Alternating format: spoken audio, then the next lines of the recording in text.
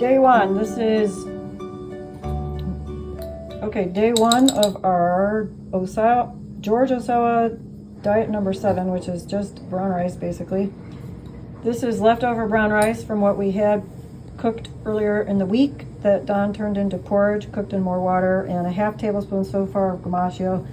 So on this day we are having miso soup with some stuff in it. That is just to use up what was made yesterday, and then that will be it. A bunch of things that we had in the fridge that I knew we weren't going to get to for a while, I've actually frozen for now, or we're processing like some greens into fermented vegetables, or at least Don did.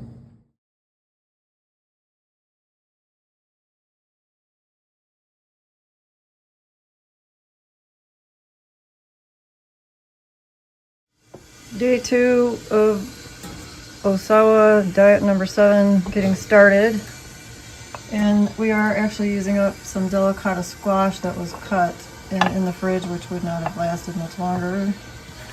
Can't let that go to waste, so we're going to reheat our brown rice from yesterday with the squash for porridge, which is actually a really awesome combo. The recipe I did include, I believe, in both of the macrobiotic action plan and my basic macrobiotic menu and recipe book to be republished soon. It's just a great way to reuse brown rice, which I do have also on my website. I just turn it into porridge and add water to cover and let it cook on low.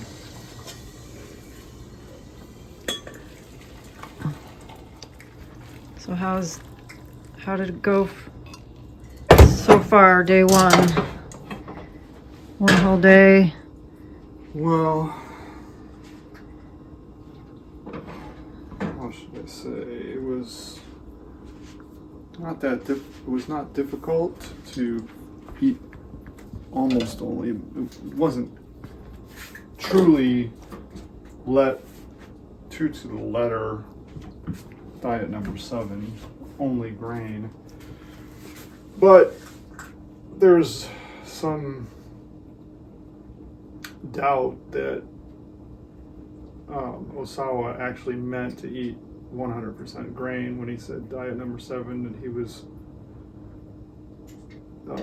speaking to, he originally wrote the book in French and he understood that the French would, if you said to do it 100%, they'd do it 50%. So he was exaggerating in order to try to get them to do something, in order to like put up a target so that they would at least aim towards that but not get to it. Anyways, I did have a problem with cramping it last night. It was not necessarily due exclusively to the diet, but it's probably an adjustment due to the loss of fluid. I did lose fluids for sure overnight. So I woke up with a cramp in my shin, peroneus brevis muscle, and I just drank some water and it took care of it. I slept pretty well, and I lost about a pound in one day.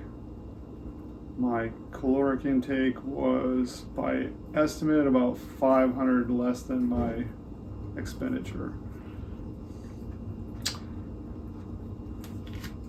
Otherwise, I don't have anything to report.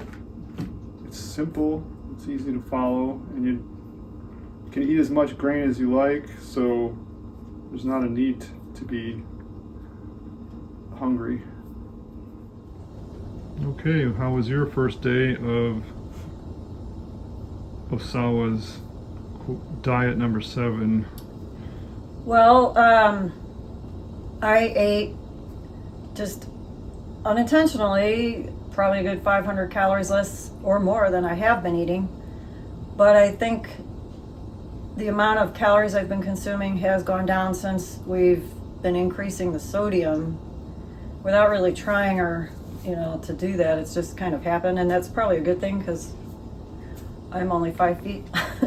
But because of our schedule yesterday, we missed our normal window of eating lunch, so you can only chew so much rice at a time, and therefore our stopgap was just to eat a couple rice cakes until we got home. And by the time we got home to eat, even if we could have eaten another meal or more calories, it was just too late to do that. So I'm down from 104.2 to 102.8, which is unexpected.